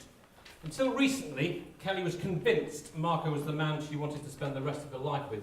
Now she's not so sure, because lately she's begun to question whether Marco is in fact a man at all. Now, there's a lot to this story. I just want to say something. When you hear a headline like that, it's easy to think, yeah, this is going to be funny. But you've got to remember, this is this woman's life we're talking about. It's massively, massively important to her and a difficult today. She's brave to be here. Kelly's on the Timothy Bile Show. Give her a big round of applause. How are you? Alright. I was just saying to everyone before you came out that on the surface this sounds like a bit of a joke, but this is deadly serious, isn't it? This is your life we're talking about. That's right. It's my life. So you met Marco 3 months ago, but already you're engaged. How did you meet? Oh, it's at the pub at Cliffside local actually. We were on different teams, and about halfway through we were neck and neck, and there was loads of banter going on. Anyway, at the end, Marco bought me a drink, and we just got chatting, and we just kind of clicked, you know. And after that, we saw each other every day. Oh, we didn't see each other, we were texting and all that. So what attracted you to Marco originally? I guess it was his sense of humour. It's such fun to be around. So then you got engaged? Yeah, we booked everything. We booked the venue, the photographer. I've even bought my dress. But then something happened, didn't it? That's right. It was this discovery which set off really why we're here today. Tell us, give us some background. Well, I finished work early, so I thought I'd go round to Marco's house to surprise him like. So I went round, knocked on the door, didn't answer. So I looked through the letterbox, and I could see, hanging on the banister, was the lady's coat. There was some high-heeled shoes on the floor. So initially, you must have thought that he was seeing another woman. Yeah. Did you confront him? What did he say? Yeah, I did. I confronted him, and he said I must be mistaken. There must have been seeing things or something. Then he said they belonged to an ex-girlfriend of his. So I just put it out of my mind. But I haven't been able to forget about it. I began to think it might be his, and it might be one of those, you know, Transylvanian types. Right. This story's taken on a whole new dimension recently, though, hasn't it? Yeah. Now you've begun to think, hang on a minute, maybe these clothes are his, and he is wearing them, but not because he likes the feel of delicate silk against his rough skin, or the way that high heels accentuate his long and slender legs. Sorry. Maybe he's wearing these ladies' clothes because he is in fact a woman. Yeah, that's right. This is a massive story. So what was it that prompted you to originally even consider this as a possible explanation? Well, it's not really just one thing, it's quite a few things really. Give me some examples. Well, when he goes to the toilet, he always leaves the toilet seat up, which is what you'd expect from a man. But there's never any wee on the floor. That's odd. Yeah, like, we went to the pub the other day to somewhere we'd never been before with some friends, and we got lost on the way. And get this, he stops the car and asks the man walking his dog for directions. Sure not. I know, and he didn't seem embarrassed about it either. How bizarre. I hope you don't mind me asking you this, but why is it that you don't know whether Marco is in fact a man or not? I mean, haven't you seen him in all his glory, so to speak? That is a fair question, Timothy, but no, I have not. You see, I come from a very religious family. We don't believe in that sort of thing before marriage. That reminds me of another thing, actually.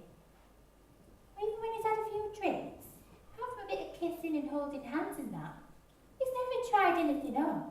I mean, what's that about? A man who shows respect and restraint towards a woman. This doesn't sound right at all. Should we get Marco on the show? Marco is coming on this way. Give him a round of applause. Yeah, mate. Did you see Cup Final this afternoon? No, I was doing a show this afternoon. Huddleston never had me bailed. And Hazel, waste of money. Yeah, babe. I wanted to start by asking you, Hang on a minute. I'm hanging on. Have a bit of that! Charming. Sorry, what was she saying? I wanted to start by asking you, what attracted you to Kelly in the first place? Kelly said that she thought you had a really good sense of humour. Jugs. She's got a cracking pair of jugs, mate. Nice. Now, obviously you come across as very macho, but can you understand Kelly's concerns about your masculinity? Look, mate, I love Kelly and everything, but to be honest, and she's not going to like me saying this, I think she's bang out of order. I mean, how would you feel if your babe was questioning whether you was a bloke or not? It's embarrassing, to say at least. What about the strange behaviour? What strange behaviour? Well, stopping the car, for one thing, and asking directions. I mean, no man in his right mind would admit he was lost, let alone ask a complete stranger for directions. He wasn't a stranger. I knew him from work. Did you? What was his name then? Barry. Barry from HR. And his dog, what's his dog called? Paul. Oh, that's a funny name for a dog. So Barry and Paul, like the Chuckle Brothers? Yeah, like the Chuckle Brothers, that's why I called him it.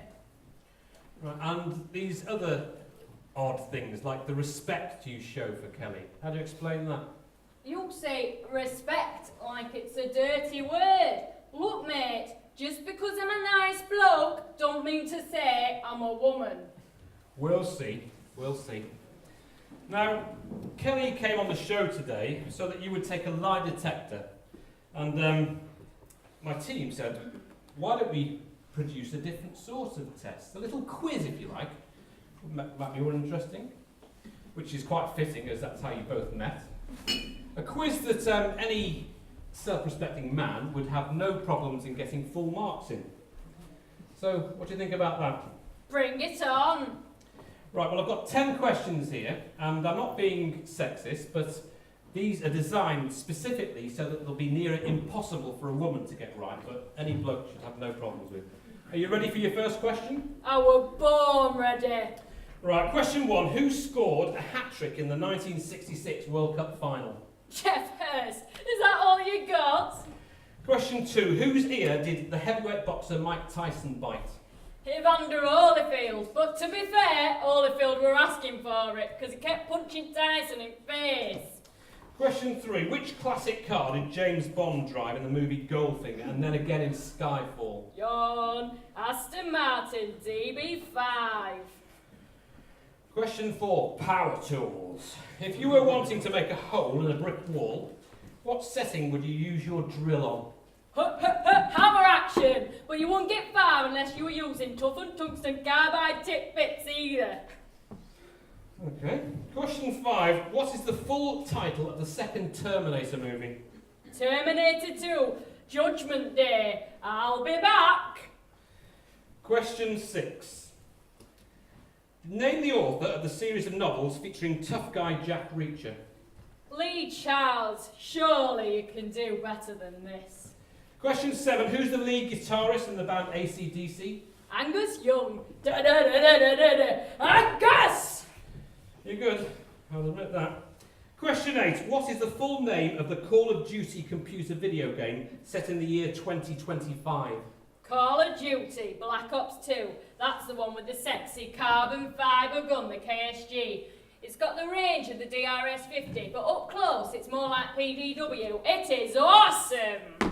Question 6. What does a blue flag mean in Formula 1 racing? It warns the driver he's about to be lapped and to let faster car overtake, which wouldn't happen if I were behind the wheel. I can tell you that, Timothy. Last question. Are you sure it's worth the bother? Oh, yes. Question 10. You're in a public toilet, just about to have a wee, and you see a fly on the wall of the urinal, right in front of you. What do you do?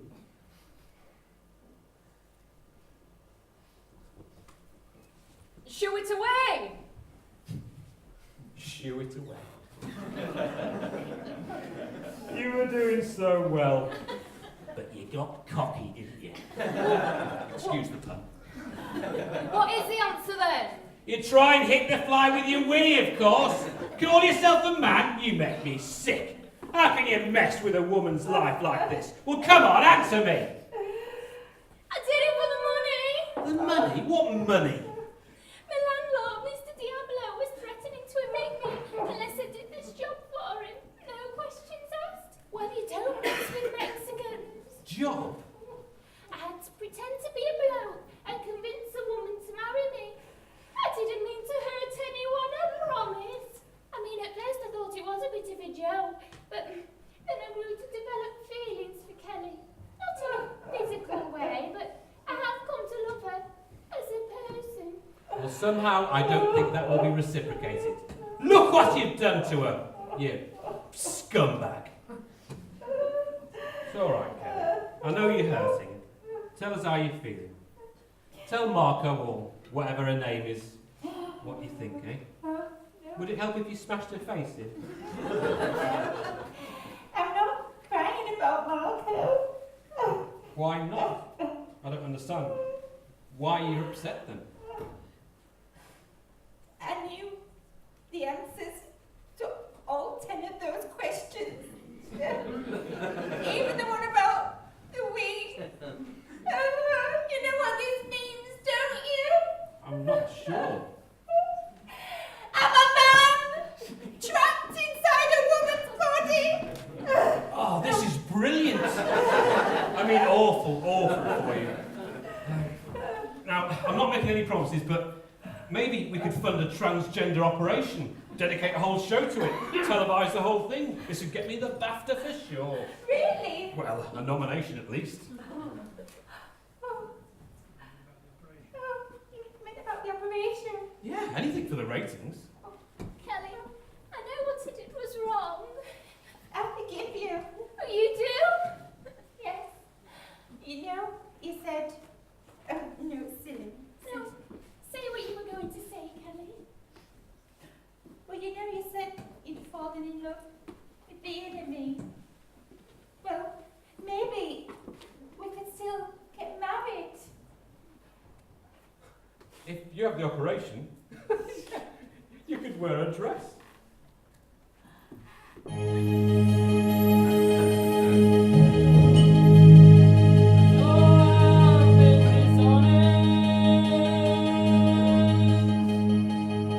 I'm so sorry for your pain.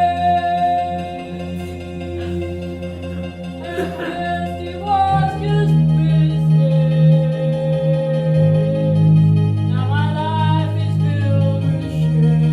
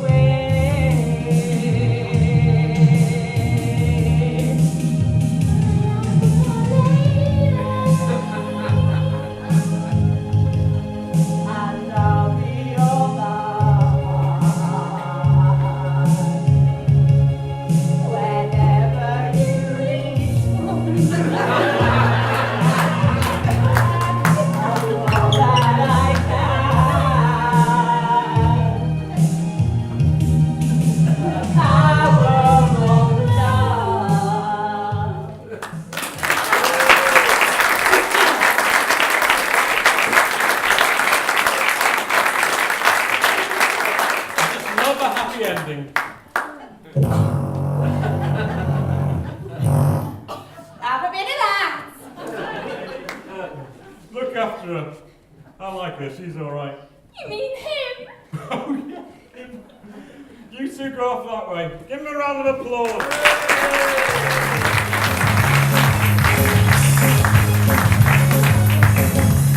Well, I'm afraid that's all we've got time for today, ladies and gentlemen. Don't forget, my friends, if you want to be on the show, you need my help.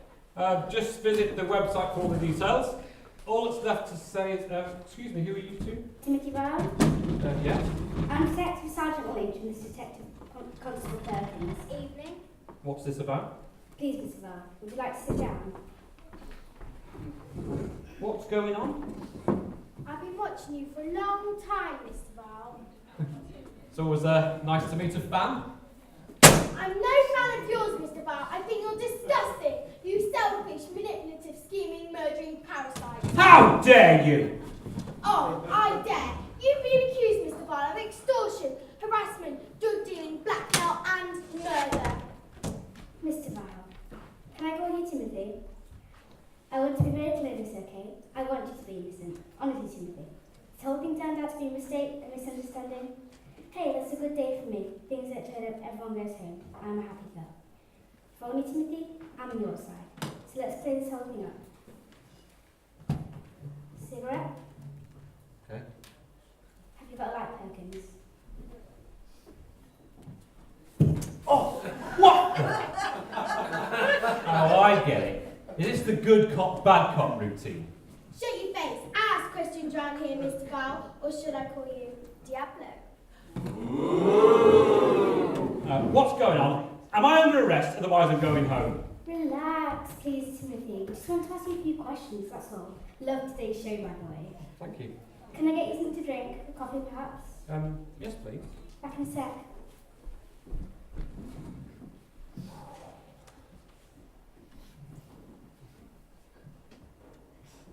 Are you eyeballing me? Are you eyeballing me? No. You might intimidate other people, but I'm not afraid of you, greasy little Mexican. Perkins. Hey, can I be back up now? Oh, I'm just starting to get into it. Can swap again later. Alright. Thanks. I wasn't sure whether you wanted milk, so I left it back. Is that okay? That's fine, thank you. Careful, it's very hot. Ah! I want to speak to a lawyer! We thought you'd say that. Luckily, one of your guests today is a lawyer, Isabel, whose grandmother you drowned. Can we have a big round of applause for Isabel?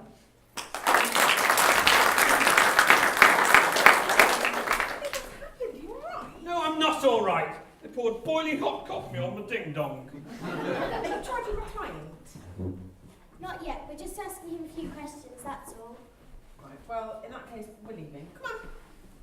Look, I'm sorry if things have got a bit out of hand here today. Perhaps we could ask Isabel one last question. I don't think so. You've harassed Mr. Val far too much already. I would like to take yes, both of you. 2 years ago, did you captain a cruise ship in the Bermuda Triangle? Bermuda Triangle? Preposterous. Do I look like a ship's captain? You're not going to sing that awful song again, are you? What?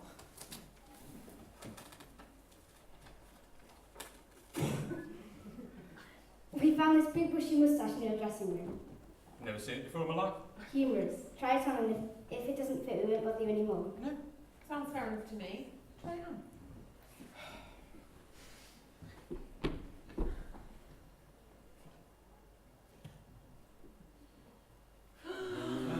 Captain Diablo! I would have got away with it if it wasn't for you meddling kids. I don't understand. Why would you want to be captain of a ship? To set up the Bermuda Triangle story you're involved in today. But then, what happened to Nana? You murderer! You murderer! God, idiot! You think it's easy? Putting on a show like this every day? Finding people who are living la vida loca? La vida loca? It means the crazy life. So you orchestrated these stories today by manipulating, threatening, and even killing people. How old are you? 47. There are people your age fighting for this country and dying. I had to do something. You talking about cancelling the show. You wouldn't understand. Try me. What's the point? I'm tired. I've had enough. Please, Mr. Diablo, we want to hear your side of the story. I can't. Can't or won't? Come on. Would it help if you told us in song? Song? Yeah. We have some music, guys.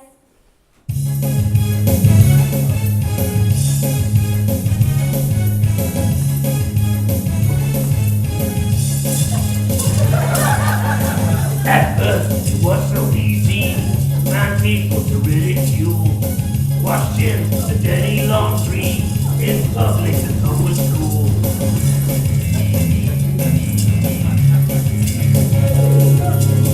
Back when the show first started, the guests queued at my door. Adulterous, lazy addicts, cheap flyers, still and more. The children are all ginger, and you fear you're not the dead. You just on Garibaldi, and your mother drives you mad. You don't need to look so sad, amigo. Come on to my show, if you live in the Vita Loca. Tell your tales of woe, if you live in the Vita Loca. Are you feeling down, cause your woman is really a loca? Does it make you come, live in the Vita Loca? Come on, live in the Vita Loca. Arriba, live in the Vita Loca. It's all.